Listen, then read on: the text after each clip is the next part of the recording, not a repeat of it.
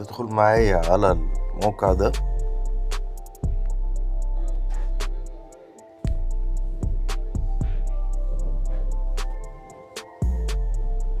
وهنبتدي نحسب كل حاجة احنا محتاجينها. ماشي، اول حاجة سايز 1 اللي انت شايفها دي، ده كده المقاس الاوريجينال اللي بيجي من المصنع لعربيتك. سايز 2 هو المقاس التعديل اللي انت عايزه لعربيتك. فاحنا هنا 185 ده عرض الفردة، 65 ده نسبة ارتفاع السايد وولز من عرض الفردة، هي نسبة مئوية. تمام. 15 ده الجنط او القطر الداخلي.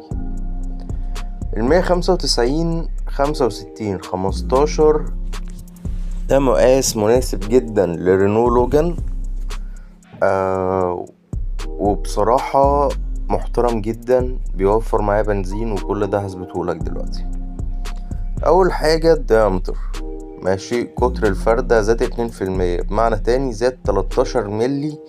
يعني العربية اترفعت من الارض 6 ملي ونص، اقول 6 ملي ونص تحت و6 ملي ونص فوق، فالدنيا تمام يعني.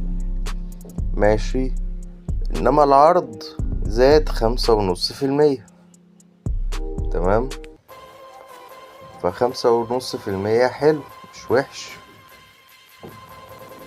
ماشي. السايد وول زاد برضو 6.5. ماشي. السيركم ده حجم اللفة بتاعة العجلة، وده هشرحها لك دلوقتي. ماشي. الريفز اللفات في كل كيلومتر. في العجلة الأوريجينال كان عشان العجلة تمشي كيلومتر واحد بتمشي 513 لفة. في التعديل الجديد هتمشي 502، ده عدد لفات أقل، ناقص 11 لفة. فده هيفيدك انت ليه؟ هيوفر معاك بنزين، وانا بصراحة لقيته موفر معايا في 100 كيلو، موفر معايا لتر بنزين، فحاجة كويسة جدا الصراحة. دي بقى كده المقاسات اللي هنتكلم عنها. انا عايزك تبقى شايف حاجة واحدة بس، وهي ان انا هكبرها لك شوية كمان. ماشي. الفرق ما بين رقم 1 ورقم